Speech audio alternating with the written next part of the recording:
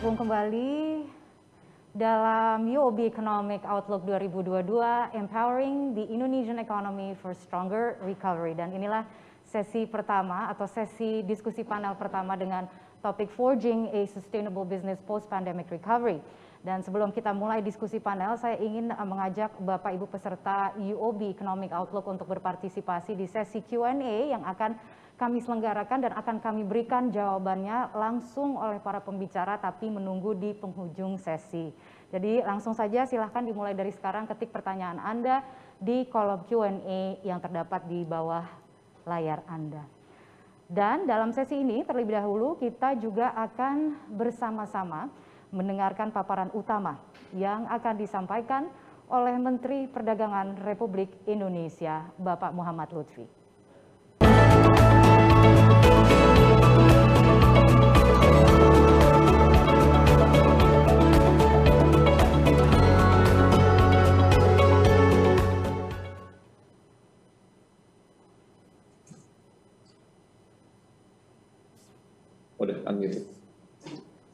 Bismillahirrahmanirrahim. Assalamualaikum warahmatullahi wabarakatuh. Selamat pagi, salam sejahtera buat kita semua. Pertama-tama saya ucapkan selamat kepada Bank UOB yang membuat daripada Trade Outlook untuk Indonesia, Economic Outlook untuk Indonesia pada tahun 2021 dan tentunya menyongsong tahun 2022. Bapak dan Ibu, saya diberi tugas pada pagi hari ini untuk membicarakan tentang apa yang dilaksanakan oleh pemerintah untuk bisa mendapatkan pertumbuhan ekonomi yang sustainable, pertumbuhan ekonomi yang baik, dan pertumbuhan ekonomi yang menjanjikan untuk Indonesia pada tahun 2022. Bapak dan Ibu, yang pertama-tama bahwa penularan daripada COVID-19 ini menjadi salah satu agenda utama pemerintah untuk memastikan bahwa ketika kita tidak mampu untuk memutus mata rantai penularan COVID-19, maka pertumbuhan ekonomi pasti terganggu. Jadi kalau boleh saya ingin memberikan mengambil slide daripada data yang kita dapatkan pada rapat terakhir. Boleh ditunjukkan. Jadi Bapak dan Ibu, slide ini kalau kita bisa lihat dari data ini bahwa Indonesia telah menunjukkan perbaikan yang luar biasa. Jadi ketika kita mulai daripada second wave daripada COVID-19 ini, terutama ketika kejadian mulai menaik setelah Lebaran Idul Fitri bulan Juni lalu, setelah tanggal 16 Juni itu kelihatan angkanya naik sekali.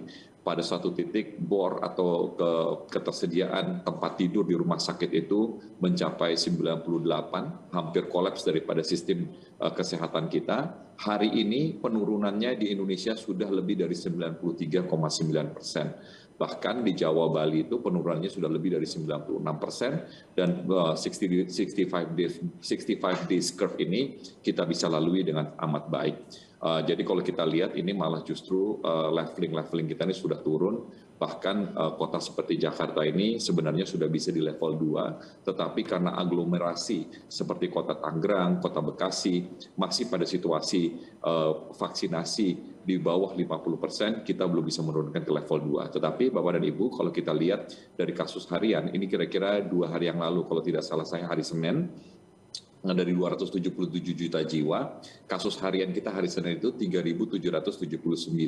Jadi kalau kita compare daripada kasus per 1 jutanya, kita di 13,6.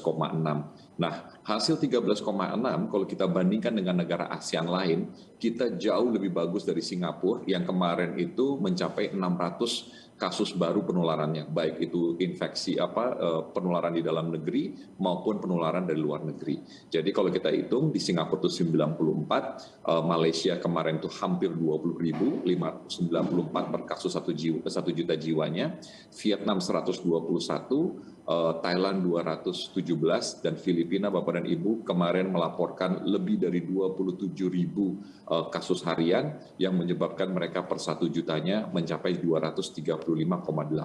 Sedangkan kalau dalam vaksinasinya Bapak dan Ibu, ini kita sedang berpacu karena memang di sini sekarang taruhan kita adalah satu, vaksinasi yang memastikan bahwa semakin banyak vaksinasi maka tingkat penularannya akan jauh lebih terkontrol, dan kemudian kita juga memastikan mutasi daripada virus ini tidak terjadi. Nah, jadi kalau kita lihat di ASEAN, kita tidak terlalu jelek meskipun dengan 277 juta jiwa. Jadi 35% atau lebih dari hampir mendekati 100 juta orang sudah divaksinasi, dan ini akan kita laksanakan dengan mendua kali lipatkan, bahkan 3 kali lipatkan vaksinasi di seluruh Indonesia, terutama di Jawa, Bali, ketika terjadi penularan yang sangat tinggi. Jadi Bapak Ibu, hari ini kita sudah 2 juta, dan kita akan pacu menjadi 3 juta. Di akhir tahun kita akan memvaksinasi 426 juta dosis daripada vaksin yang kita harapkan. Next. Bapak Ibu sekalian, saya ingin mencoba memberikan gambaran apa yang sudah terekam dalam perekonomian kita, terutama perekonomian di kuartal kedua tahun 2021 ini sebagai jumping jack-nya untuk ke masa yang akan datang. Halaman 2 ya, halaman yang ini. Ya, jadi Bapak dan Ibu sekalian, kalau kita lihat daripada pertumbuhan PDB kita, tentunya rumusnya itu kan satu adalah konsumsi, yang kedua adalah pembentukan modal tetap domestik bruto atau capital formation ketika ekspor dan impor. Jadi kalau kita lihat sekarang ini perekonomian Indonesia, kita bisa lihat bahwa angka daripada konsumsi kita itu lebih dari hampir 58,55% daripada konstruksi PDB kita. Kemudian pengeluaran pemerintah atau government expenditure itu 8,51%, dan PDB itu sampai 29%. Kemudian ekspor dan impor hari ini antara 39%, atau kalau kita ambil PDB-nya 20 dikurang 19%. Jadi Bapak dan Ibu, ini pertumbuhan pada kuartal kedua sudah sampai dengan 707, dan kalau boleh saya tolong beranjak ke halaman 4 ya. Yang ini nih, halamannya salah. Nah, jadi Bapak dan Ibu, kalau kita lihat sekarang, pertumbuhan konsumsi pada kuartal kedua sebenarnya sudah jauh lebih baik dibandingkan ketika sebelum terjadinya pandemi COVID-19. Jadi itu di 5,93, dan pertumbuhan daripada ekspor dan impor kita ini sudah jauh lebih baik. Nah, Bapak dan Ibu, kalau boleh saya summarize daripada perekonomian kita kemarin itu, dan ini sebagai kedepannya itu, kita balik ke halaman 1 ya. Kira-kira bentuknya begini, pertumbuhan konsumsi sudah 5,93, pertumbuhan pembentukan daripada modal tetap atau PMTB, capital formation, pertumbuhannya adalah 7,54, pertumbuhan ekspor 31,78, pertumbuhan impor 31,22%, yang 90%, yaitu 75% adalah bahan baku, bahan penolong, sekitar 15% itu adalah barang modal. Jadi ini pertumbuhannya sudah baik menjadi 31%, menyebabkan bahwa perindustrian nasional mestinya sudah baik. Dan pertumbuhan belanja pemerintah sebenarnya tumbuh sangat baik di 8,06%. Nah, juga kita lihat ekspor akan tetap kuat, karena kalau kita lihat pertumbuhan di kuartal kedua, itu RRT tumbuh 7,9%. Ini adalah mitra dagang kita terbesar. AS 12,2%, Singapura 14,3%, dan Uni Eropa pertumbuhannya 13,7%. Bapak dan Ibu, ketika saya menghitung, terutama menghitung daripada kegiatan konsumsi sebagai bagian yang penting, saya melihat ada beberapa koefisien yang sangat penting. Jadi yang pertama adalah sektor transportasi dan pergudangan. Pada kuartal kedua sudah tumbuh 25,1%. Sektor akomodasi, makanan dan minuman, meskipun dalam situasi PPKM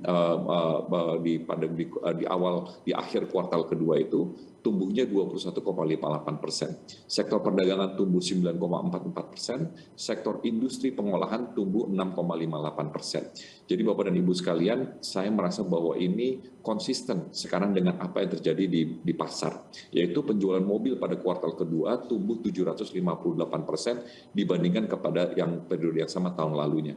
Dan motor juga tumbuh 268%, dan ini penjualan retail dengan pertumbuhan terjadi juga pada barang minuman, suku cadang, sandang, yang nanti akan saya tunjukkan indeks retailnya. Jadi Bapak dan Ibu, sebenarnya kemarin kita sudah naik posisi daripada consumer index-nya, yang pada bulan Januari Februari itu hanya 88 poin, tetapi pada bulan Mei dan Juni kemarin itu sebenarnya sudah pada sampai 107. Tetapi ketika terjadi penularan atau wave kedua daripada daripada COVID-19, mau tidak mau kita harus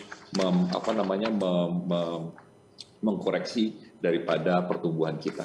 Jadi kalau kita lihat di halaman 3 itu, Bapak dan Ibu, kita itu sebenarnya on track untuk bisa tumbuh antara 4,5% sampai 5,5%. Tetapi terjadinya wave kedua daripada PPKM dan harus dikerjakan PPKM itu, pertumbuhan daripada ekonomi Indonesia hanya 3,7 sampai 4,5%. Jadi Bapak dan Ibu, ini adalah sesuatu yang kita mesti hadapi dan sesuatu yang tidak bisa kita elakkan, bahwa pertumbuhan daripada perekonomian itu terganggu dengan adanya PPKM tersebut.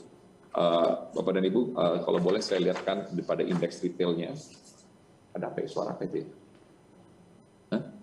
Bapak dan Ibu, kalau boleh saya ingin memberikan beberapa koefisien daripada indeks retail juga, yaitu jadi kalau kita lihat sekarang indeks retail daripada kebutuhan sandang itu tumbuhnya pada kuartal kedua sudah 53%, IPR daripada barang lainnya ini terutama vitamin dan obat naik 43,2%, bahan bakar dan kendaraan bermotor naik 46,6%, kemudian makanan, minuman dan tembakau naik 19,3%, suku cadang dan aksesoris sudah naik 24%. Jadi Bapak dan Ibu, sebenarnya kita ini sudah di runway untuk take off untuk bisa mencapai pertumbuhan ekonomi yang sehat dan baik. Bapak dan Ibu, saya izinkan saya untuk memberikan trade outlook kita, kalau boleh hasil daripada semester pertama tahun 2021 yang ekspor 6 bulan pertama. Ada 6 bulan pertama. Ya, halaman 16 ya. Sebelumnya. Ini.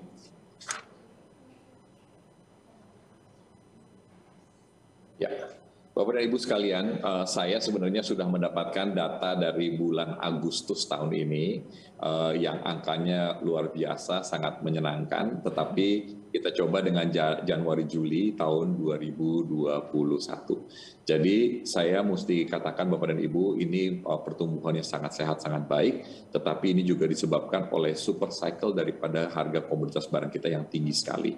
Jadi kalau kita lihat sekarang, ekspor daripada angka non-migas kita pertumbuhannya luar biasa, yaitu 33,94% dibandingkan periode yang sama Januari jadi tahun 2020, di mana pada saat itu kita tumbuh misalnya trade balance kita sebenarnya sudah baik sekali. Pada tahun itu kita mencapai 21 miliar dolar. Jadi kalau kita lihat ekspor kita dari migas itu tumbuh dari 4,59 miliar menjadi 6,81 miliar, yang tumbuh dari 85,43 miliar menjadi 113,77 miliar. Jadi kalau kita lihat sekarang Bapak dan Ibu, pertumbuhan impor juga sangat penting seperti diutarakan tadi, bahwa 90% dari impor kita itu adalah bahan baku, bahan penolong, dan juga barang modal. Hanya 10% dari impor kita adalah barang konsumsi. Jadi kalau kita lihat dengan impor yang berkualitas, maka sebenarnya barang baku, bahan penolong, dan juga bahan modal kapital kita itu terdorong untuk industrialisasi. Impor kita pada tahun Januari-Juli 2021 ini tumbuh 30,46%, dari 81,37 miliar menjadi 106,15 miliar. Jadi angka ini menunjukkan bahwa terjadinya pertumbuhan ekonomi yang baik. Next, kita mau lihat sekarang sebenarnya negara tujuan ekspor kita kemana.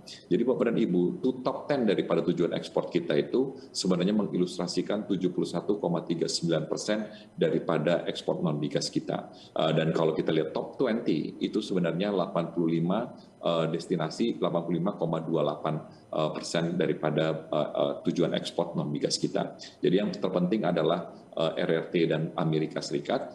Kalau kita lihat sekarang ini, kita tahun lalu negatif sekitar 7,5 miliar dolar, angka itu turun separuh dari 15 miliar dolar pada tahun sebelumnya kepada RRT karena oleh satu produk yaitu besi dan besi baja. Dan ini merupakan cerita yang baik karena ini adalah bagian komitmen kita untuk hilirisasi daripada komoditas kita. Untuk Amerika Serikat Bapak dan Ibu, kita mempunyai pertumbuhan yang sangat baik. Kalau konsisten antara Januari Juni tahun 2021 ini dengan Juli dan Desember tahun 2021, kita akan mendapatkan surplus 13 miliar dolar, surplus terbesar dengan pertumbuhan lebih dari 30% dibandingkan periode yang sama tahun 2020 yang besarnya 10 miliar dolar. Jadi Bapak dan Ibu, ini adalah yang terpenting, dan kemudian kita juga melihat di kisi-kisi terpenting tentang vaksinasi.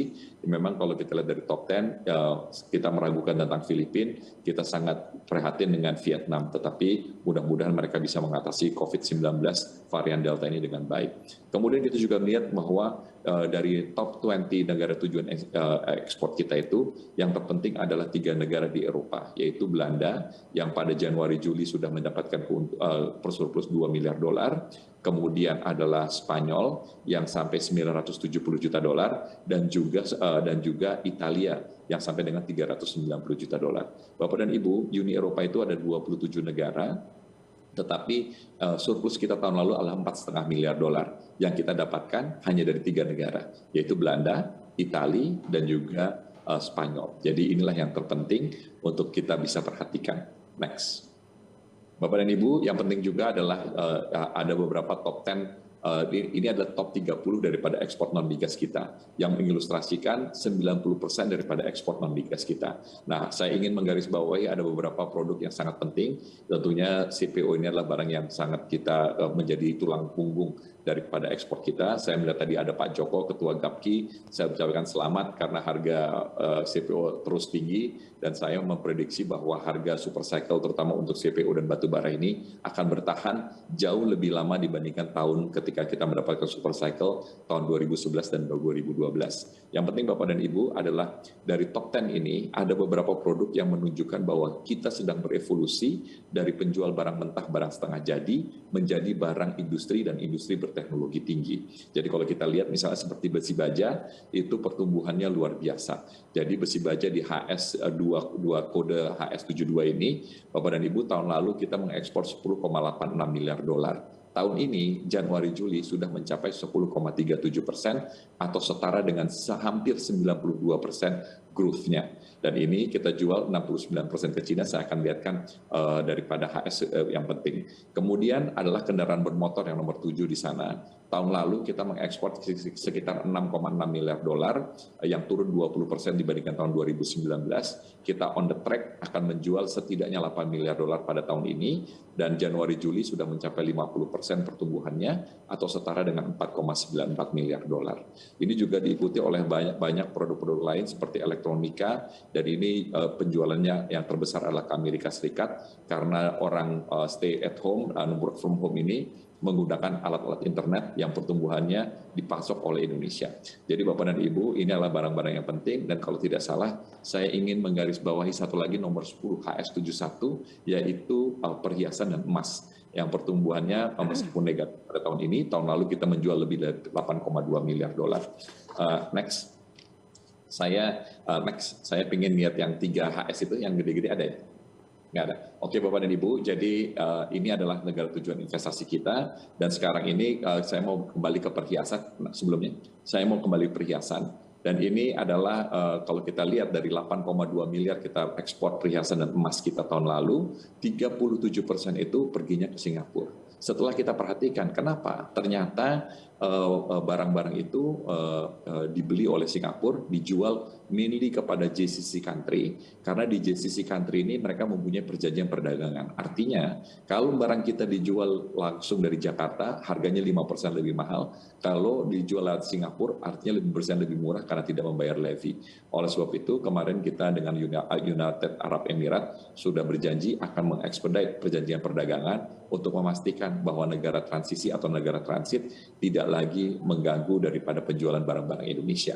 Jadi Bapak dan Ibu, ketika kali pertama saya di Kementerian Perdagangan, Indonesia hanya mempunyai 2 perjanjian perdagangan, yaitu satu dengan Jepang, satu dengan Pakistan, Preferential Trade Agreement, dan kemudian skema ASEAN. Hari ini kita mempunyai lebih dari 20, karena kenapa? Karena kita memerlukan daripada pertumbuhan perekonomian kita ini dari evolusi yang tadinya menjual barang mentah setengah jadi menjadi barang industri dan industri berteknologi tinggi. Jadi Bapak dan Ibu, ekspor-impor ini kita akan kejar terus. Saya berkeyakinan bahwa kita akan tumbuh sangat baik, dan mudah-mudahan dengan super cycle ekonomi ini, ketika kita merebound daripada situasi COVID-19 akan menjadi lebih baik. Ini yang bisa saya sampaikan, mudah-mudahan bisa menjadi acuan daripada diskusi kita pada pagi hari ini, terutama kepada panel discussions. Saya ucapkan selamat kepada UOB. Saya melihat di sini banyak sahabat-sahabat saya, tentunya pimpinan-pimpinan daripada UOB, juga daripada panelis. Saya akan diwakili oleh Pak Kasan di sini, kepala daripada BP3 Kementerian Perdagangan. Saya sekarang pakai jas karena saya sedang memimpin delegasi Indonesia di dalam sidang ASEAN. Saya juga melihat di sini ada Bapak Duta Besar yang mulia Surya Pratomo, sahabat saya. Ini teman satu batch saya ketika berangkat menjadi Duta Besar tahun lalu. Tetapi apa dinyata karena saya terpaksa pulang untuk memimpin Kementerian Perdagangan. Bapak dan Ibu, saya ucapkan selamat. Mudah-mudahan kita bisa memutus mata rantai COVID-19. Kita bisa tumbuh ekonominya lebih baik, lebih sehat, dan mudah-mudahan saya sebenarnya ada cerita sedikit lagi tentang digital ekonomi.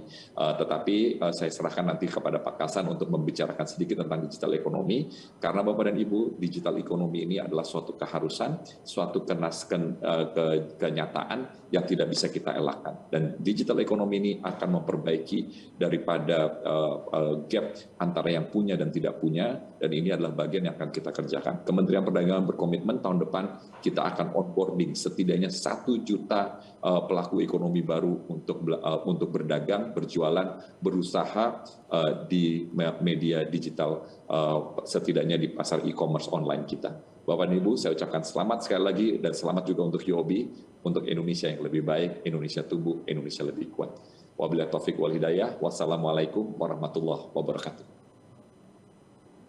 Baiklah, terima kasih Pak Lutfi telah bergabung bersama kami, meluangkan waktu untuk kemudian memaparkan begitu banyak kabar gembira dan juga proyeksi positif untuk tahun yang akan datang.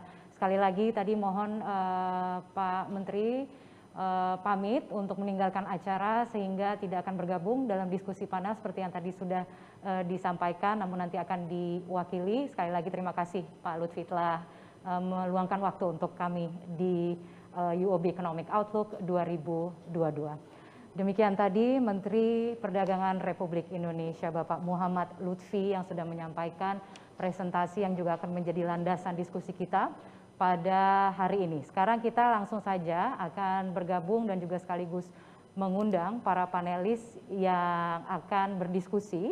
Dan untuk menggantikan Pak Lutfi, tadi sudah disampaikan telah hadir bersama kita Kepala Badan Pengkajian dan juga Pengembangan Perdagangan BP3, Bapak Dr. Kasan. Bapak Kasan telah menjabat sebagai Kepala BP3 selama 2 periode dan saat ini beliau juga menjadi anggota Dewan Direktur Pembiayaan Ekspor Indonesia atau LPEI. Kemudian juga tadi sudah disinggung hadir bersama kita Ketua Umum Gabungan Pengusaha Kelapa Sawit Indonesia atau GAPKI, Bapak Joko Supriyono. Bapak Joko, kalau boleh saya memberikan sedikit latar belakang mengenai panelis yang satu ini. Pak Joko telah memiliki pengalaman panjang dalam perkebunan kelapa sawit sejak tahun 1985. Sebelum menjabat sebagai Ketum GAPKI, beliau pernah menjadi Sekjen GAPKI selama 2 periode dan pernah juga menjabat sebagai Vice President Director Astra Agro Lestari Terbuka. Dan juga menggantikan Ibu Christine Juwarto yang berhalangan hadir telah juga bergabung bersama kita pada kesempatan kali ini Direktur Shopee Handika Wiguna Yahya. Pak Handika adalah salah satu sosok profesional milenial sukses di Indonesia. Beliau mengawali karir di ranah digital bersama dengan Garena Group, leading internet company di Asia Tenggara. Selanjutnya beliau bergabung dengan Shopee Indonesia di tahun 2015 dan saat ini menjabat sebagai direktur yang bertanggung jawab atas seluruh lini operasional termasuk sumber daya manusia, bisnis dan juga pemasaran. Kemudian tidak lupa kami juga ingin memperkenalkan panelis terakhir yaitu Managing Director Group Wholesale Banking, Sector Solutions Group, UOB, Bapak Bonar Silalahi. Bapak Bonar telah mengumpulkan pengalaman di dunia perbankan sejak tahun 1996 di berbagai bank regional dan saat ini beliau menjabat sebagai Managing Director Head of Industrial and Consumer Goods Sector di Wholesale Banking Group UOB. Jadi langsung saja kita sapa para panelis kita pada pagi hari ini.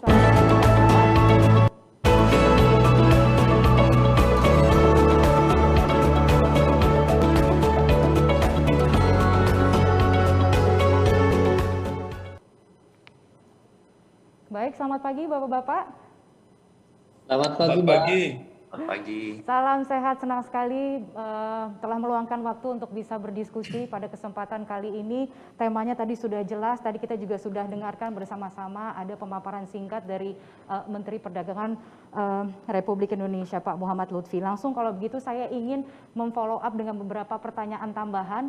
Saya ke Pak Kasan terlebih dahulu, boleh ya Pak Kasan? Silakan, Mbak. Baik. Pertanyaannya tadi kan memang sudah disinggung berulang kali soal super cycle economy yang sedang kita hadapi saat ini. Jadi kalau kita melihat secara spesifik misalnya melonjaknya harga komoditas dunia yang membuat nilai ekspor komoditas kita meningkat dan tentunya ini juga memberikan kontribusi positif bagi pemulihan ekonomi Indonesia saat ini. Tapi pertanyaannya, apakah kondisi ini momentum, walaupun tadi sebenarnya sudah terjawab ya oleh Pak Menteri, atau dapat kita pertahankan ke depannya? Tapi mungkin bisa diyakinkan lagi nih Pak Kasan mengenai super cycle yang sedang dialami oleh komoditas kita. Ya, baik Mbak, terima kasih. Saya menyambung dari Pak Mendag tadi. Mungkin sebelum saya masuk ke pertanyaan pokok, hari ini BPS akan merilis kinerja ekspor dan impor juga. Tadi Pak Mendag sudah menyinggung. Mudah-mudahan kita mendapatkan kabar yang juga positif atau juga kabar baik dari kinerja di bulan Agustus, Mbak.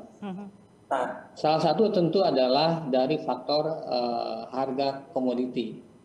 Namun demikian, dalam konteks ini, pertama windfall dari komoditi atau sering disebut dengan super cycle. Tadi Pak Mendak menyampaikan juga, saya rasa dari pencermatan kami kemungkinan akan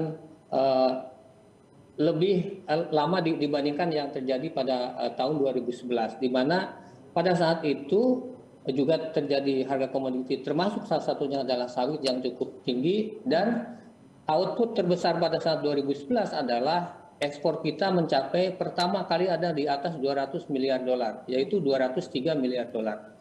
Nah, tahun ini faktor harga komoditi betul juga menyokong perbaikan kinerja ekspor. Namun hal yang juga menjadi catatan penting tadi disampaikan oleh Pak Mendag juga adalah berubahnya struktur ekspor kita dari bukan hanya komoditi tetapi lebih kepada yang produk berbasis manufaktur. Ya. Kalau tadi dari 10 utama yang Pak Mendag sampaikan dengan porsi sekitar 71%, maka di luar CPO dan batu bara dari 10 plus satu adalah misalnya karet kalau dianggap sebagai komoditi, maka selebihnya adalah manufaktur. Demikian pula kepada yang 10 berikutnya atau yang sampai kepada 20 utama. Produk-produk yang berbasis manufaktur termasuk yang berteknologi adalah seperti besi baja yang mayoritas adalah stainless steel, lalu kemudian kendaraan dan suku cadangnya, lalu ada elektronik, ada produk-produk kimia, lalu juga ada footwear, lalu juga ada sektor PPT. Nah, tentu ini juga bergerak sesuai dengan tadi juga disampaikan Pak Mendak, recovery dari penanganan COVID di negara tujuan, Pak. Cukup sangat memberikan gambaran yang jelas bahwa dari catatan WTO sendiri, Asia adalah motor pemulihan perdagangan dunia. Jadi dalam hal ini kami melihat super cycle komoditi dari harga-harga yang akan bergerak ini juga akan mengikuti recovery dari negara yang menjadi tujuan ekspor kita. Kalau Asia yang memimpin, artinya bagian besarnya adalah jelas Cina yang menjadi nomor pertama tujuan ekspor kita. Dan baru-baru ini pun kami mencatat supply salah satu komoditi yaitu daging dari Brazil yang disuplai ke Cina dilakukan suspend. Nah, ini juga akan memicu rentetan kepada perkembangan harga komoditi-komoditi lainnya. Nah, jadi saya rasa kita tidak terlena juga dengan harga yang komoditi super cycle. Tetapi sekarang pergerakannya saya lihat secara paralel kita bergerak kepada hilirisasi juga. termasuk adalah struktur industri kepada industri manufaktur. Dan ini mungkin pelajaran berharga bagi kita di 10 tahun yang lalu, di 2011, supaya pada saat super cycle terjadi, memberi dukungan terhadap nilai dan juga volume ekspor, tapi kita bergerak paralel kepada industri yang berbasis manufaktur. Supaya kita tidak loss dari revenue yang diperoleh dari kenaikan harga komoditi ini. Saya kira itu mungkin, Mbak. Baik. Kalau bisa malah dua-duanya bisa diandalkan begitu ya, bisa dipertahankan terus ke depan berarti Pak, itu pertanyaannya Pak, kalau untuk komoditi ini kira-kira apa strateginya Pak kalau begitu? Ya, jadi pertama, tadi Pak Mendak sudah menyinggung, membuka pasar. Dan saat ini sudah ada 22 yang sudah selesai dan termasuk yang diimplementasikan. Dalam konteks yang pembukaan masih banyak juga. Lalu yang berikutnya juga adalah tadi, struktur ekspor kepada industri yang manufaktur itu adalah menjadi keharusan yang harus kita lakukan. Karena pasarnya adalah didrive oleh sekarang ini, pertama tadi recovery dari pandemi COVID-19, yang kedua tentu kembali bergeraknya adalah global supply chain yang sempat terganggu oleh COVID-19. Karena fakta yang ada menunjukkan demand dari produk-produk yang eksis selama COVID dan juga muncul di dalam pandemi ini itu sekarang tumbuh signifikan. Termasuk yang bisa saya sebut di luar elektronik yang tadi Pak Mendak sampaikan adalah medical goods, terutama adalah obat-obatan dan vaksin. Lalu kemudian yang TPT juga bergerak cepat. Lalu kemudian otomotif sudah kembali kepada pemulihan seperti yang disampaikan oleh Pak Mendak tadi. Karena otomotif salah satu yang sangat terdampak akibat supply chain-nya terganggu oleh lockdown di beberapa negara yang menjadi rangkaian global supply chain-nya. Itu Mbak. Baik Pak Kasan, saya beralih dulu kalau begitu ke Pak Joko nih. Pak Joko tadi saya melihat Pak Joko sudah mau komentar banyak nih soal ini. Tadi sudah disinggung dan disapa langsung oleh Pak Menteri. Bisa tersenyum ya Pak sekarang ini dengan harga komoditas, terutama CPO begitu yang sedang melambung, tapi jangan lengah begitu ya. Karena memang kalau kita melihat hampir semua sektor industri mengalami dampak, tapi apakah bisa dikatakan bahwa kelapa sawit ini kebal Pak terhadap COVID-19? Jadi mungkin bisa diceritakan bagaimana sebenarnya kontribusi dari sektor kelapa sawit Indonesia terhadap proses pemulihan yang sedang kita lakukan saat ini, Pak Joko. Ya, terima kasih Kania. Ya, jadi tentu terima kasih kepada Pak Mendak atas ucapan selamatnya. Jadi di sisi ini memberi semangat buat kami. Jadi Pak Kasan yang terhormat, jadi kalau ditanya industri sawit apakah kebal terhadap pandemi, ya saya pikir sih ya enggak juga lah ya. Masa ada yang kita siapa yang kebal, nggak ada lah, semua sih semua. Namun yang perlu saya sampaikan begini Mbak Kania, bahwa di tengah pandemi yang sudah berlangsung hampir 1,5 tahun ini, alhamdulillah sektor perkebunan sawit itu relatif berjalan cukup baik lah. Ada dampaknya, ada penularan tapi manageable lah. Jadi kita bisa manage itu karena kita terapkan protokol kesehatan yang sangat ketat gitu ya. Kita jagain karyawan kita operasional. Jadi tidak ada yang tidak kebal tapi kita manageable dan sehingga produksi operasional berjalan dengan lancar dengan baik. So far kemudian juga ditopang oleh situasi makro ya saya pikir sehingga kontribusi sawit itu justru di tengah pandemi ini naik ya. Kalau yang lain turun, kontribusi sawit justru di tahun 2021 ini naik. Bahkan 2020 yang sudah pandemi pun kita juga naik dibanding tahun sebelumnya ya. Tadi kalau disinggung tadi bahwa trade balance Indonesia positif tadi Pak Mendak menyampaikan, dan alhamdulillah bahwa sampai dengan Juli ini trade balance-nya 14,4 miliar dolar surplus, sebenarnya sawit itu menyumbang 18,3 miliar dolar sampai dengan Juli. Jadi luar biasa, Anda bayangkan kalau tidak ada sawit, mestinya sih ya kita pasti akan defisit ya, kira-kira kan gitu. Nah ini yang momentum ini tetap harus kita pertahankan, walaupun pandemi kita usahakan bahwa kita tetap bisa kontribusi secara positif. Dan kalau kita lihat kinerja sampai dengan Juli juga oke-oke aja, produksi juga oke.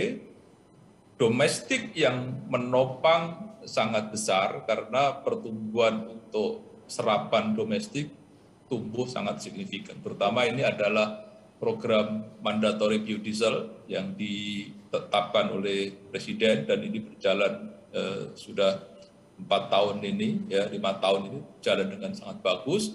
Dan yang juga untuk serapan untuk sektor kesehatan, terutama sanitizer itu menggunakan produk sawit juga 3 kali lipat meningkat dari biasanya. Food ya, pangan juga sudah mulai recovery, jadi walaupun pandemi sekarang orang sudah senang belanja juga melalui online. Jadi sampai dengan Juli faktor-faktor penunjangnya sangat positif, jadi kinerja kita sehingga sampai dengan Juli baik, secara operasional juga baik, namun secara ekonomi juga sangat signifikan. Jadi sekali lagi bahwa ini siklus gitu ya, tapi kita tetap bahwa yang kita pertahankan adalah operasionalnya menjadi faktor yang paling penting menjadi kita pertahankan. Oke, ada mungkin sedikit saja Pak menambahkan soal isu sustainability. Dalam bayangan para pengusaha kelapa sawit itu kalau kita bicara pertumbuhan yang sustain, itu akan seperti apa Pak ke depannya? Ya, jadi isu sustainability yes, bahwa ini sudah menjadi top agenda gitu ya. Dan kalau kita lihat bahwa Indonesia itu prosesnya moving forward. Jadi pertama bahwa dari sisi government, kebijakan pemerintah sangat suportif untuk menciptakan sustainability di level bisnis ini. Jadi kalau di sektor sawit, Anda tahu bahwa pemerintah Presiden mengeluarkan Inpres, Inpres tahun 2018 mengenai penundaan semua ekspansi sawit di gambut dan di hutan. Kemudian saat yang bersamaan kita dorong peningkatan produktivitas. Itu satu. Yang kedua, pemerintah juga mengeluarkan Inpres mengenai rencana aksi nasional sawit berkelanjutan. Jadi bayangkan Presiden membuat 2 Inpres yang directly diadres untuk pengembangan sawit berkelanjutan. Terakhir Presiden juga membuat peraturan Presiden mengenai sertifikasi keberlanjutan. Itu juga Presiden yang taken. Jadi di sini terlihat sekali bahwa pemerintah sangat serius komit untuk sustainability. Kemudian di level perusahaan, di level company, kita sudah jauh lebih menerapkan ini ya, karena ini adalah mau tidak mau ada market requirement ya. Apalagi sekarang misalnya sertifikasi ISPO itu mandatory. Jadi di samping ada yang mandatory sertifikasi sustainability, kita juga menerapkan sertifikasi yang memang pasar menghendaki. Jadi prosesnya di level perusahaan juga mostly sudah menjalankan sustainability ini. Dan pasti gitu belum sempurna, tapi kan kita akan moving terus ini mengenai sustainability. Itu Mbak Kania. Oke, baik Pak Joko. Saya beralih dulu kalau begitu ke Pak Handika, atau lebih tepatnya saya panggil Mas Handika saja, karena tadi kan dikenalkan sebagai pengusaha milenial begitu ya yang tergabung di Shopee, salah satu direktur di Shopee. Mas Handika, kalau kita bicara e-commerce, ini mungkin salah satu sektor yang juga mengalami pertumbuhan di tengah pandemi karena adanya pergeseran konsumsi masyarakat ke ranah digital. Nah, tren ini kan juga merupakan salah satu faktor yang bisa dikatakan mendukung proses pemulihan ekonomi yang terjadi saat ini. Nah, kira-kira kalau Anda Shopee sebagai platform players itu dapat berkontribusi agar proses pemulihan ekonomi ini terus berkesinambungan, itu apa yang sudah dilakukan dan akan dijalankan ke depannya? Ya, terima kasih Mbak Kania. Jadi Shopee sebagai platform atau marketplace player tentunya kita sebagai enabler ya, kita yang membantu menghubungkan pembeli dan penjual. Jadi mana keberhasilan para penjual di platform kita ini tentunya akan membantu bisnis kita dan juga ekonomi Indonesia. Seperti tadi juga dipaparkan sedikit, pelaku usaha lokal atau UMKM sumbangannya terhadap PDB itu sangat besar, 61% ya kontribusinya. Jadi itu adalah bisnis yang Shopee berusaha kembangkan, dan gimana kita bisa bantu mereka supaya bisa lebih fasih digital. Seperti tadi Pak Menteri juga sudah paparkan, digital itu adalah kunci gimana para pelaku UMKM atau pelaku usaha lokal ini bisa bertahan khususnya di masa sulit pandemi yang ditambahkan dengan PPKM, yaitu pembatasan mobilitas dari para pembeli ya.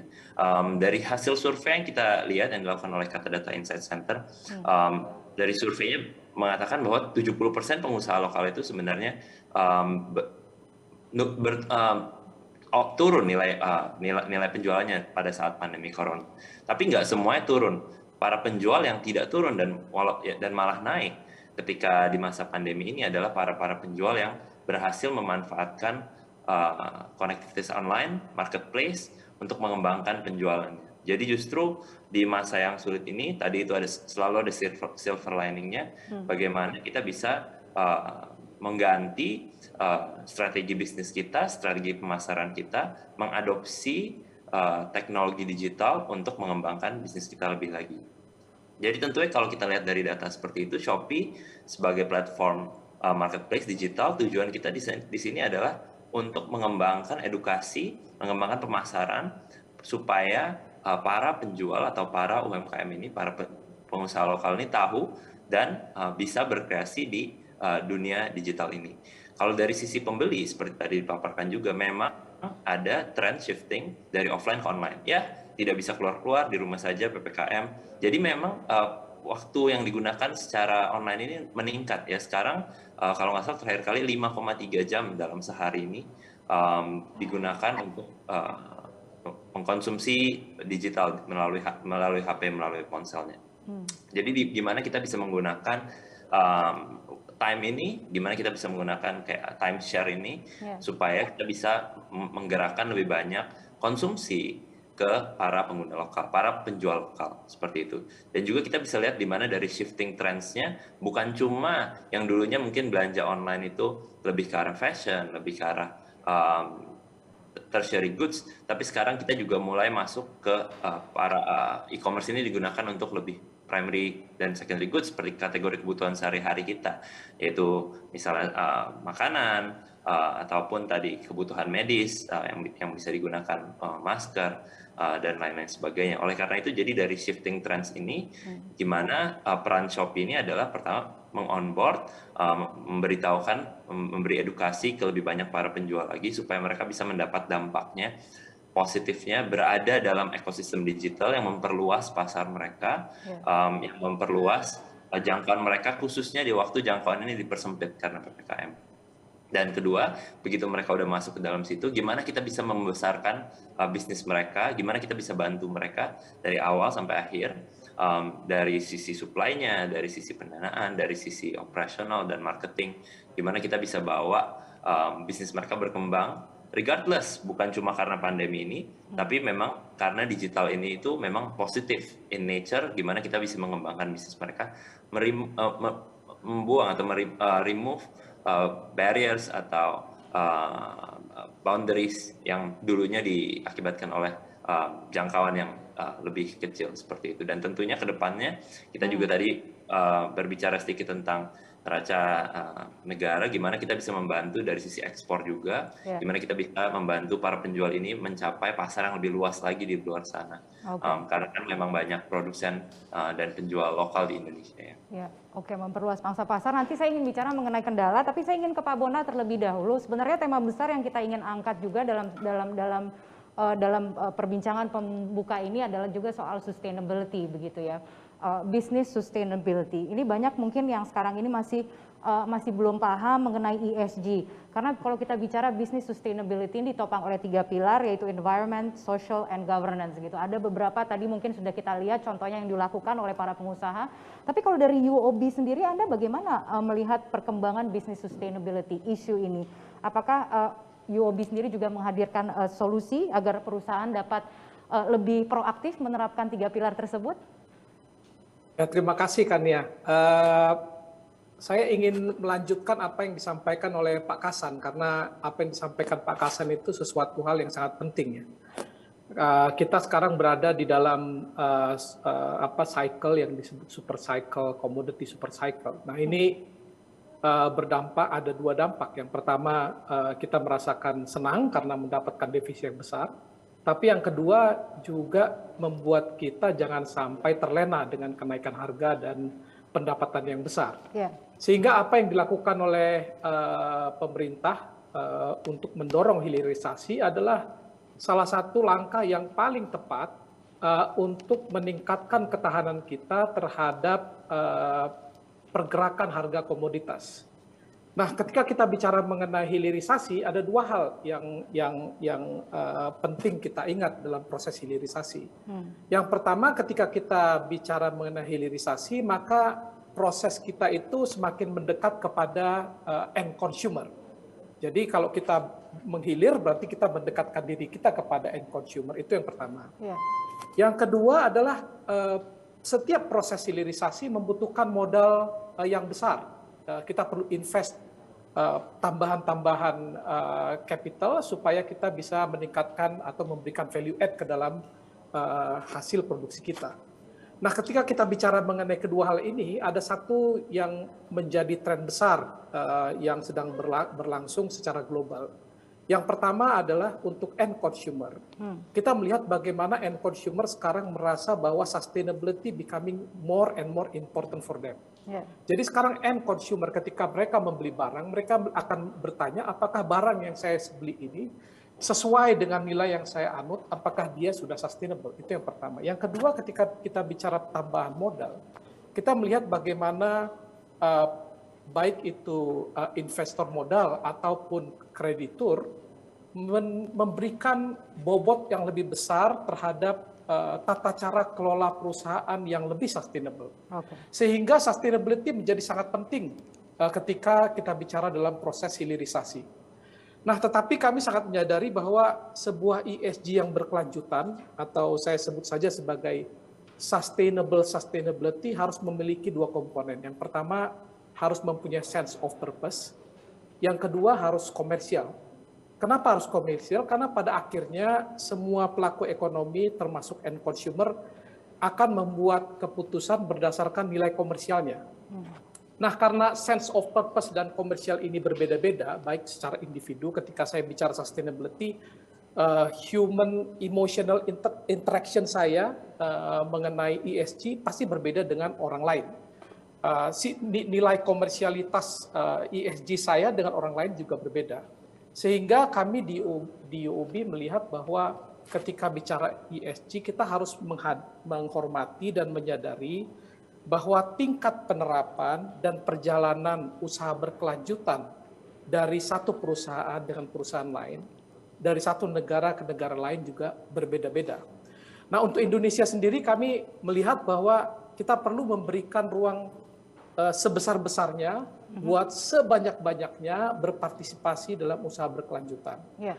Di bidang perekonomian yang Indonesia memiliki kelebihan. Nah, untuk itu UOB menghadirkan we roll out 3 solutions, ESG solutions, yang bisa membantu Indonesia dalam meningkatkan usaha berkelanjutan. Yang pertama, one of our solutions is U-Solar. Nah, U-Solar ini adalah sebuah pendanaan investasi tenaga surya yang terintegrasi, paket pembiayaan yang sangat menarik, bukan hanya pembiayaan saja, tetapi instalasi dan perawatan. Sehingga solusi ini dapat membantu semua segmen, baik itu individu, rumah tangga, perusahaan kecil dan besar, untuk bisa berpartisipasi dalam mewariskan dunia ini kepada generasi yang akan datang untuk menjadi tempat tinggal yang lebih baik. Yang kedua, ini sangat penting, apalagi bagi Indonesia yang 2/3 adalah laut. Saya senang sekali laut kan ya. Jadi ketika saya ke pantai atau snorkeling melihat plastik, hati saya sedih. Nah, untuk itu UOB menghadirkan solusi daur ulang plastik untuk mendukung semua lini usaha daur ulang plastik. Nah, di dalam usaha daur ulang plastik ini banyak pengusaha kecil yang terlibat. Dan mereka mungkin susah untuk mendapatkan akses keuangan. Ini kita hadirkan khusus untuk pengusaha-pengusaha yang bergerak di daur ulang plastik. Nah, yang terakhir adalah ESG Boost Fund. Ini Pak Joko tadi bicara mengenai sustainability. Di kelapa sawit dan pertambangan, dana untuk pengelolaan sustainability itu sangat-sangat besar. Nah, bagi UOB kami tidak hanya ingin perusahaan atau debitur kami melakukan usaha-usaha sustainability, tapi kami ingin mendukung dengan ikut berpartisipasi aktif. Artinya kita ikut urunan, bank ikut urunan untuk berpartisipasi dalam pendanaan sustainability. Nah, kita akan membuat sustainability menjadi mudah terjangkau dengan memberikan 3 solusi ini. Tentu ada solusi-solusi lain. Apabila para nasabah tertarik, silakan dapat menghubungi rekan-rekan kami di UOB Indonesia. Kira-kira begitu kan ya?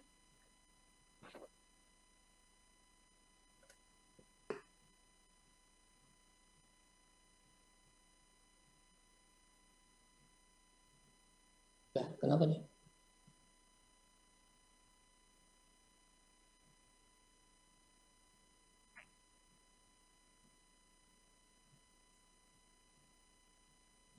Ya, kira-kira begitu kan ya?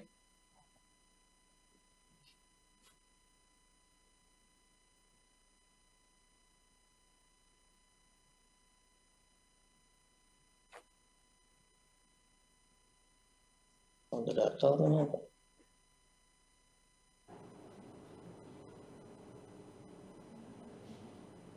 Ada yang bisa mendengar saya? Suara saya jelas?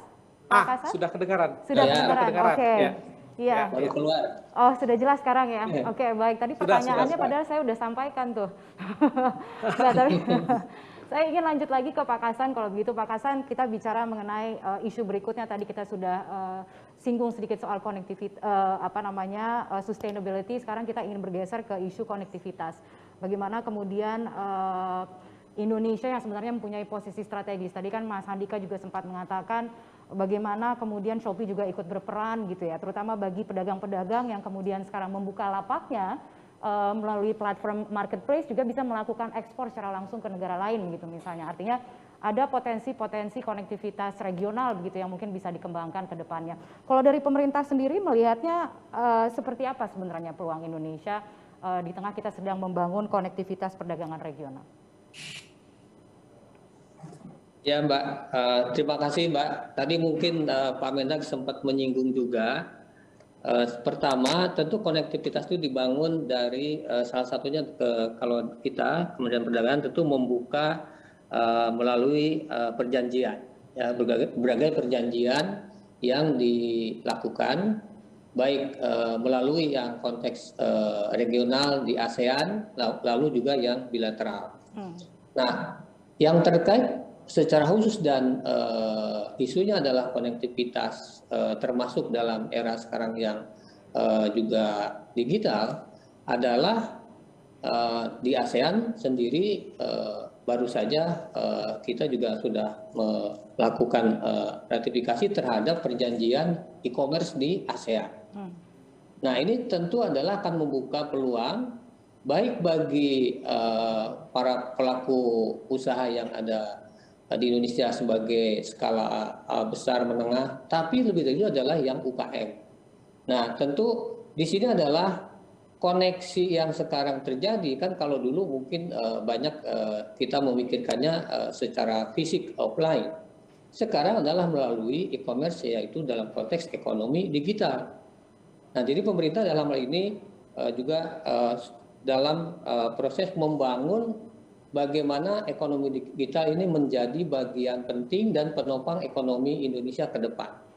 Karena kita mencatat bahwa untuk tahun lalu peran ekonomi digital Indonesia terhadap PDB baru sekitar 4%. Nah, kita berharap bahwa dalam kurun waktu sekitar 10-20 tahun ke depan, 2030 misalnya, ekonomi digital Indonesia bisa memberikan kontribusi hampir 18% terhadap PDB. Nah, tentu ini adalah akan banyak memberikan ruang yang cukup dan juga sangat potensial. Tadi sudah disinggung juga keberadaan dari UKM. Jadi UKM sekarang tentu pertama ada potensi yang besar untuk berjualan masuk ke pasar digital melalui e-commerce. Yang kedua, pemerintah tentu berkewajiban. Pertama adalah menyiapkan infrastruktur berkembangnya ekonomi digital. Lalu yang kedua adalah talent-talent dari pelaku ekonomi digitalnya sendiri. Yeah. Lalu yang ketiga adalah, ini juga penting Mbak, yaitu iklimnya. Iklim investasi dan inovasi untuk bergeraknya ekonomi digital. Karena kalau kita lihat sekarang, misalnya yang commerce yang ada di Indonesia yang cukup besar, yang juga baru saja sudah merger, itu tentu pasarnya kalau secara digital jauh lebih besar dari apa yang sudah dicapai saat ini. Karena begitu masuk digital, kita berpikirnya bukan cuman memikirkan barang-barang yang dibeli dari platform itu, barang-barang yang diproduksi oleh negara lain, tapi lebih dari itu bagaimana kita ofensif terhadap negara lain. Yeah. Jadi e-commerce ini kan bisa dua-duanya. Nah ini juga kita dorong, yaitu e-commerce yang dimanfaatkan untuk UKM masuk ke platform dan juga adalah ekspor. Itu juga menjadi penting. Okay. Terakhir Mbak, yang mungkin ingin saya sampaikan juga kaitan dengan bagaimana mengkapitalisasi untuk peran ekonomi digital, kita menginginkan bahwa ekonomi digital itu berkembang ke hilir istilah kita, yaitu hilirisasi ekonomi digitalnya. Maksudnya kita tidak hanya sekedar memanfaatkan dan dimanfaatkan sebagai market, tapi kita bisa menciptakan beberapa company yang justru menggunakan teknologi digital ini sebagai bagian dari operasionalnya. Okay. Kalau ilustrasi yang di dalam diskusi kita ini oleh Pak Mendak dan teman-teman di Kemendak tuh mengibaratkannya gini Mbak.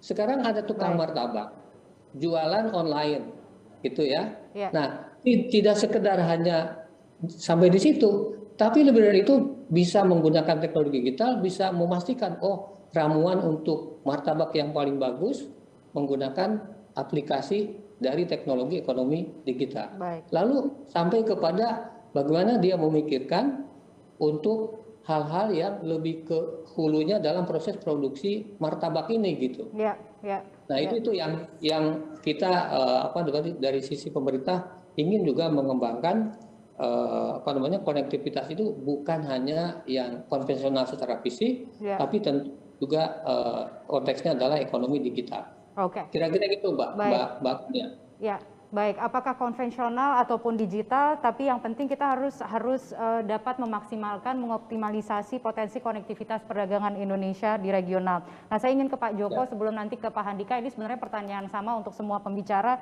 Adakah mungkin Pak Joko misalnya saran bagi Anda, saran yang mungkin bisa Anda bagikan bagi pengusaha yang ingin mulai menjajaki pasar regional misalnya? Itu apa kiranya saran yang bisa Anda berikan?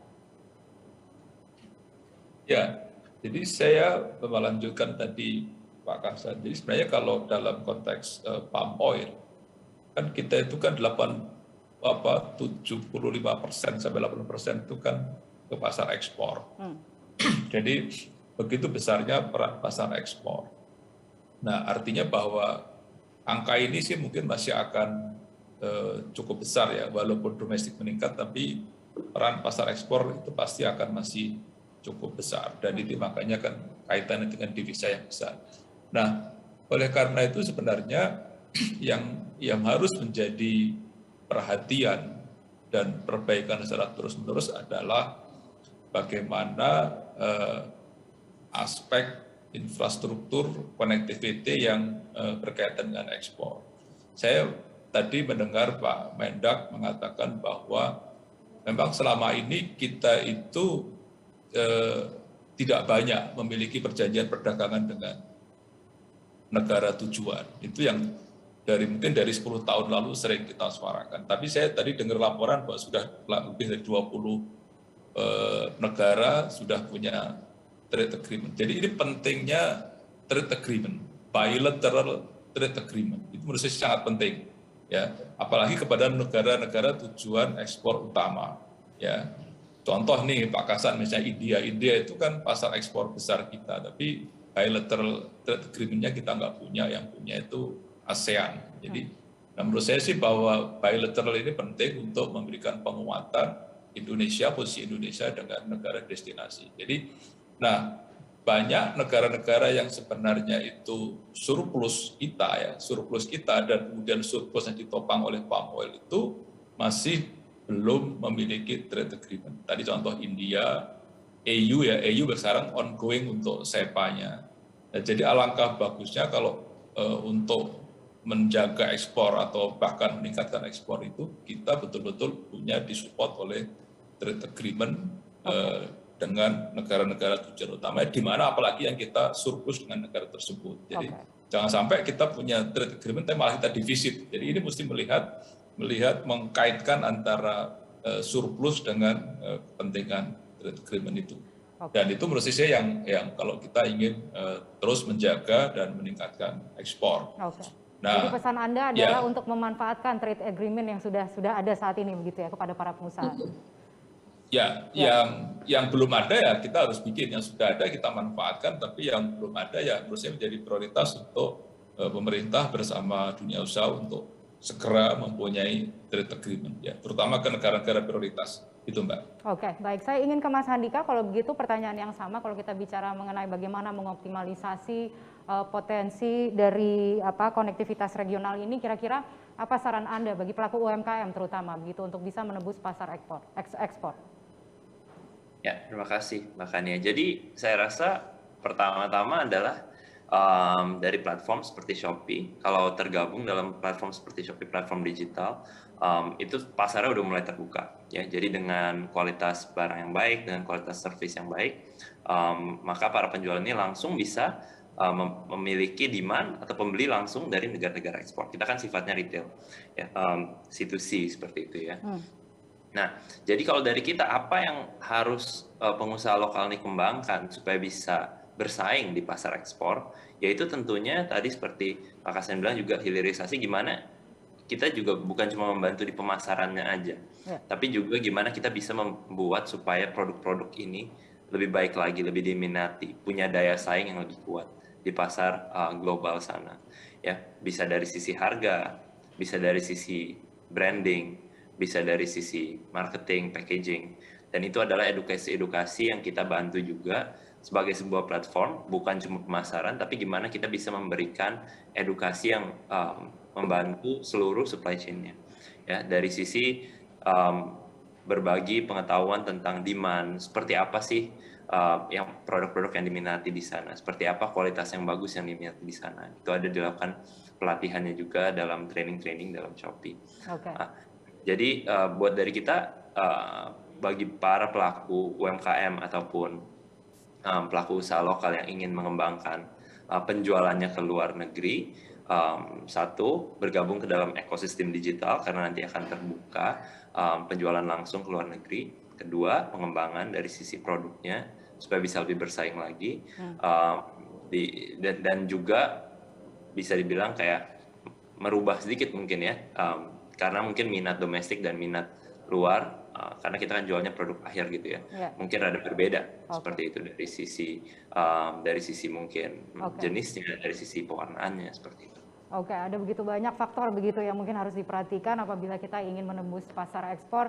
Saya ingin ke Pak Bonar kalau begitu, pertanyaan yang sama Pak Bonar, kalau dari perusahaan yang ingin menggali potensi konektivitas regional, dari mana mereka memulai dan apa yang perlu diantisipasi, itu mungkin pertanyaan untuk Pak Bonar. Sebelum kita buka sesi Q&A, mungkin kita akan pilih 1-2 pertanyaan, waktu kita singkat. Silahkan Pak Bonar. Ya, terima kasih Kania. Saya singkat saja. Jadi menyambung apa yang disampaikan oleh Pak Kasan, Pak Joko, dan Pak Handika tadi. Jadi kalau kita bicara sudah memasuki industri hilirisasi dan manufaktur, pemerintah sudah menyiapkan trade agreement, tadi disampaikan sudah 20 ditandatangani, kemudian pemerintah juga membuat regulasi-regulasi yang memudahkan investasi. Nah, pertanyaannya ketika kita masuki manufaktur hilirisasi, itu berarti kita sudah masuk ke dalam sebuah rantai supply atau supply chain. Nah, pertanyaannya adalah apa sih yang penting buat bisa bertahan dalam rantai supply ini? Baru-baru ini dilakukan riset awal tahun ini terhadap 400 perusahaan multinasional, dan dari riset tersebut didapati bahwa 2/3 dari perusahaan multinasional atau perusahaan-perusahaan besar sudah berkomitmen untuk menata ulang supply chain mereka sehingga yang tidak sesuai dengan tidak dapat menerapkan tata kelola ESG yang baik akan diganti. Ini artinya apa? Ketika kita memasuki rantai supply, perusahaan harus mulai membenahi dirinya untuk dapat menyesuaikan diri, dapat mengadaptasi tata kelola perusahaan yang baik, tata kelola sosial yang baik, dan tata kelola lingkungan yang baik. Nah, di UOB tadi saya sampaikan kita mencoba berpartner dengan nasabah kita membuat kemudahan-kemudahan untuk perusahaan dapat meningkatkan tata kelola ESG yang lebih baik. Tetapi juga ada satu lagi yang penting, UOB juga memiliki apa yang namanya FDI Advisor. FDI Advisor ini adalah sebuah unit yang memang berfokus kepada memfasilitasi arus investasi lintas negara. Jadi bagi nasabah-nasabah kami yang ingin mengetahui lebih banyak mengenai investasi apa yang masuk, bagaimana bisa mengetahui lebih banyak apa yang dibutuhkan oleh perusahaan-perusahaan yang akan masuk ke Indonesia untuk membentuk rantai supply yang baru, mereka bisa menghubungi FDI Advisor kami. Terima kasih. Baik, Pak Bonar, terima kasih. Langsung saja kita akan ambil Bapak Ibu yang terhormat beberapa pertanyaan yang sudah kami terima dari para peserta UOB Economic Outlook. Jadi kita langsung buka sesi Q&A dan kebetulan pertanyaannya sudah kami pilihkan dan untuk langsung dijawab oleh para pembicara yang sudah bergabung atau panelis yang tadi sudah kemudian saya tanyakan juga beberapa pertanyaan sebelumnya. Baik, saya ingin ke Pak Kasan. Ini pertanyaan pertama ditujukan kepada Pak Kasan. Langsung saya bacakan untuk langsung dijawab. Pertanyaannya adalah konsumsi domestik menjadi salah satu andalan untuk mendorong pemulihan ekonomi. Sejauh ini bagaimana pertumbuhan pasar domestik kita di masa pandemi dan seperti apa proyeksinya ke depan? Seperti itu Pak Kasan. Silakan Pak, ada 2 pertanyaan lagi nanti akan saya bacakan. Mohon jawabannya singkat dan padat ya Pak Kasan. Ya, baik Mbak. Pertama, konsumsi domestik tadi juga sudah disinggung oleh Pak Mendag, itu kontribusi terbesar dari ekonomi atau PDB Indonesia. Nah, oleh karena itu, perkembangan selama 1 semester ini, ya terutama di triwulan 2 yang kemarin, itu perkembangannya cukup sejalan dengan apa yang dilakukan dalam konteks penanganan COVID-19.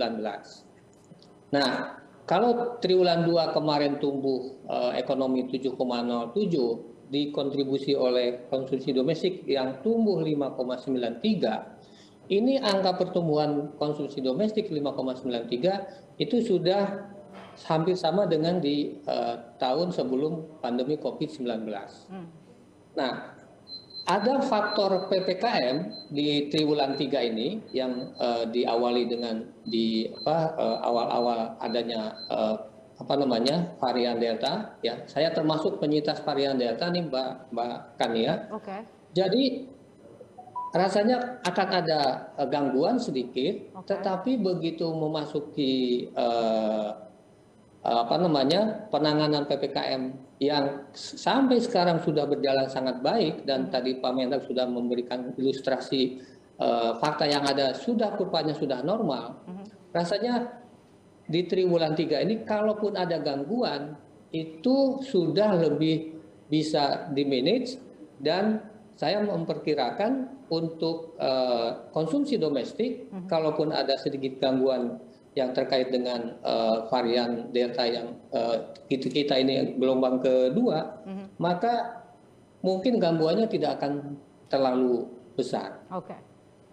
Kira-kira seperti itu. Yang hal-hal di konsumsi domestik tadi sudah disampaikan Pak Mendag, seperti penjualan motor, penjualan mobil, lalu di retail, sandang, yang kemudian suku cadang, lalu pangan, sandang, dan juga yang penting juga adalah kosmetik, obat-obatan juga itu juga tumbuh.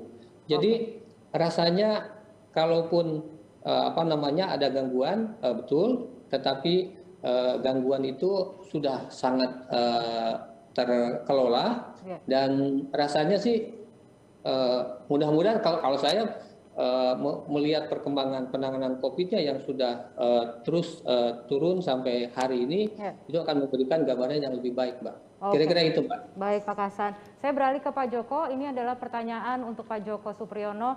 Tadi kita membahas hebatnya komoditas ekspor sawit. Apakah kondisinya dapat dikatakan sama untuk pasar domestik? Seperti apa kebutuhan sawit dalam negeri? Silahkan Pak Joko. Ya, terima kasih. Pasar domestik tumbuh cukup baik ya. Dan pasar domestik itu kan selama ini mengkonsumsi sekitar 30%. Ya. Jadi kita tuh punya surplus yang sangat besar. Kalau tadi saya sampaikan bahwa pasar domestik itu sangat menjanjikan karena pertama program biodiesel. Mandatory biodiesel itu sudah pasti menjadi captive market bagi sawit. Karena itu setiap tahun bisa mengkonsumsi bisa sampai 8 sampai 9 juta kiloliter ya. Terus kemudian juga sektor pangan dan ditambah sektor oleochemical itu adalah produk hilir yang ini selama pandemi ini naik sangat bagus.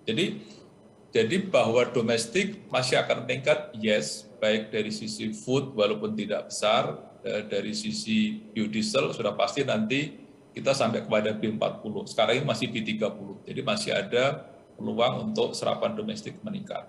Jadi, tapi tetap bahwa tadi saya katakan bahwa sebagian besar kelihatannya kita masih akan ekspor. Dan ekspor ini sangat penting buat Indonesia karena untuk trade balance Indonesia kita membutuhkan devisa yang untuk menjaga trade balance kita. Jadi tahun ini selama pandemi justru pasar domestik menjadi andalan yang cukup baik lah buat kelapa sawit. Ya, baik Pak Joko, terima kasih. Kita langsung ke Pak Bonar, pertanyaan terakhir dari Q&A ya. Ini saya pilih ada satu pertanyaan untuk Pak Bonar dan sudah dipilihkan oleh panitia sesungguhnya. Pertanyaannya Pak Bonar, bagaimana UOB mendukung perusahaan dan korporasi untuk bisa mengoptimalkan usaha dan mendorong konsumsi domestik demi pemulihan ekonomi nasional? Pak Bonar. Ya, terima kasih Kania. Ini pertanyaan yang baik. Artinya pesan yang disampaikan oleh Pak Presiden dan Menteri Lutfi tadi sudah sampai kepada kita bahwa kita melihat ekonomi kita bukan kelabu lagi, tapi sudah cerah gitu ya. Sehingga kita bicara masalah ekonomi domestik. Nah, salah satu yang menjadi keunggulan pasar dalam negeri adalah besarnya konsumen muda kita. Ya, tadi di Pak Enrico ada sampaikan konsumen milenial kita itu hampir 50 juta orang. Ya. Nah, konsumen muda ini mempunyai dua ciri. Yang pertama, mereka sangat produktif, dan yang kedua, mereka juga konsumtif. Cuman konsumtifnya mereka ini ada sedikit perbedaan. Mereka sekarang membeli with purpose, artinya mereka membeli sebuah barang yang sesuai dengan value yang mereka anut. Nah, untuk menciptakan, mendorong konsumsi dalam negeri, salah satu caranya adalah bagaimana kita bisa turut berperan serta dalam sebuah gerakan yang kita lihat bagaimana pemerintah kita dorong, yaitu untuk menggunakan produk dalam negeri. Mari kita bersama-sama dengan pemerintah mendukung usaha ini agar produk dalam negeri mendapatkan tempat yang lebih besar di dalam negeri. Dan UOB juga mencoba menjadi katalis bagaimana kita bisa mendukung terciptanya lapangan kerja dan pengusaha-pengusaha baru yang dapat mendorong terciptanya ekonomi dalam negeri. Salah satunya adalah UOB membuat satu segmen bisnis yang namanya business banking, di mana business banking ini tugas utamanya adalah mendorong atau memberikan akses yang seluas-luasnya kepada perusahaan-perusahaan UMKM untuk bisa mendapatkan akses pendanaan. Sehingga ketika mereka bisa menggunakan akses pendanaan, mereka dapat menciptakan lapangan kerja dan mendorong industri dalam negeri yang pada akhirnya nanti meningkatkan ketahanan ekonomi kita.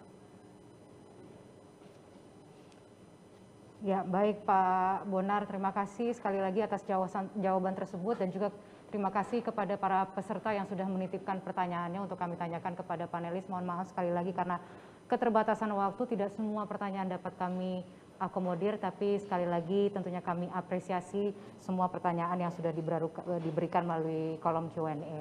Dan sebagai penutup tentunya ini saya ingin meminta closing statement dari masing-masing panelis.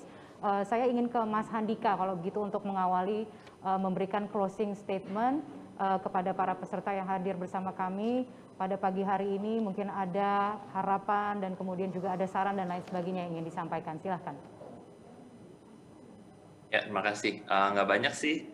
Saya harap dari sesi-sesi seperti ini kita bisa lebih mengerti lagi, bisa lebih bekerja sama lagi instansi seperti Shopee Marketplace, seperti pemerintah, dan bank juga, dan para instansi-instansi lainnya, supaya kita semua bisa bareng-bareng mendukung pengembangan ekonomi nasional ini melalui lebih kuatnya lagi industri lokal, khususnya kalau buat dari Shopee adalah industri UMKM. Dan kita harap sinergi ini bisa juga membantu keluar juga seperti jadi ekspor, seperti tadi saya dipaparkan sama Pak Kasan, sama Pak Menteri, gimana trade ini jadi penting supaya jadi surplus, gimana bilateral trade agreement ini juga penting. Kita harap dari itu juga bisa membantu para UMKM dan penjual lokal, pedagang lokal untuk bisa mengembangkan pasarnya lebih lagi. Jadi saya harap kita bisa lebih bersinergi, kita bisa lebih bekerja sama, sama-sama kita dorong ekonomi Indonesia lebih kuat lagi. Thank you. Baik, terima kasih Mas Handika. Saya langsung ke Pak Kasan berikutnya. Kami persilahkan Pak Kasan closing statement Anda. Ya, makasih Mbak Kania. Pertama, prasyarat pemulihan ekonomi bahkan keluar dari krisis saya kira yaitu kesehatan. Penanganan COVID sudah berjalan sesuai dengan yang dilakukan oleh pemerintah. Yang kedua, dalam situasi yang saat ini rasanya akses pasar, buka pasar melalui perjanjian perdagangan yang kita terus lakukan, itu menjadi salah satu juga kunci. Lalu kemudian perubahan atau mengubah struktur dari ekspor yang ke arah manufaktur atau hilirisasi, itu juga menjadi penting. Dan terakhir tentunya peran dari keberadaan digital atau teknologi digital sebagai bagian juga dari konektivitas yang menyambung dengan pembukaan akses pasar itu menjadi bagian penting juga. Makasih Mbak Kania. Baik, terima kasih Pak Kasan. Berikutnya kepada Pak Joko Supriyono, closing statement Anda silakan. Ya, jadi sebagaimana kita tahu bahwa kalau kita bicara Indonesia itu, Indonesia sekarang ada the biggest producer of palm oil, the biggest exporters of palm oil, and also the biggest consumer. Jadi tiga-tiganya kita sudah terbesar. Oleh karena itu kata kunci untuk kita bisa lead the market itu adalah dua. Yang saya senang, satu adalah daya saing, yang kedua adalah keberlanjutan. Jadi kita perlu competitive and sustainable. Jadi dua itu yang harus kita perbaiki terus-menerus supaya kita bisa mempertahankan kepemimpinan kita di pasar. Terima kasih. Baik, terima kasih Pak Joko. Pak Bonar?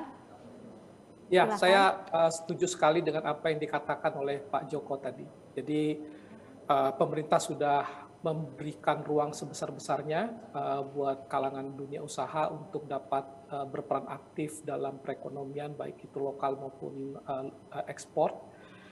Tinggal kita sekarang bagaimana kita bisa mempertahankan daya saing kita, dan cara mempertahankan daya saing kita adalah dengan meningkatkan tata kelola lingkungan, tata kelola sosial, dan tata kelola perusahaan atau governance dari perusahaan itu sendiri.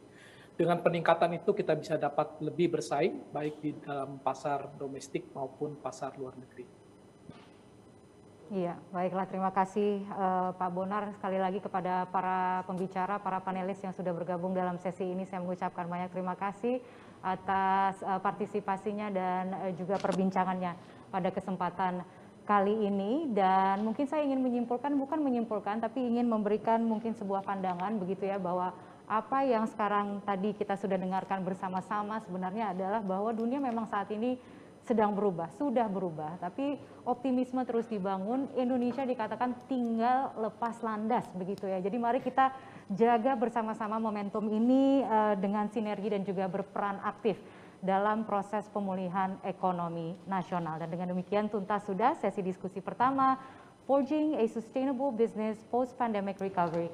Saya Kania Sutisnawinata, pamit undur diri dulu dan acara saya kembalikan kepada Vera Bahaswan. Vera.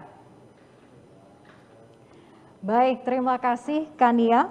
Tadi diskusi yang sangat menarik dan berbobot sekali. Dan Bapak Ibu, kita telah menyimak paparan dan diskusi tentang kondisi Indonesia secara luas, kemudian mengerucut ke upaya-upaya yang dapat kita ambil untuk pemulihan dan pertumbuhan usaha yang berkelanjutan. Dan di sesi berikutnya, kita lebih pertajam lagi dengan pembahasan bagaimanakah kita untuk bisa memperkuat dan memperdayakan UMKM untuk pemulihan ekonomi yang lebih kokoh. Kita buka sesi kedua setelah jeda berikut ini, tetap di UOB Economic Outlook 2022.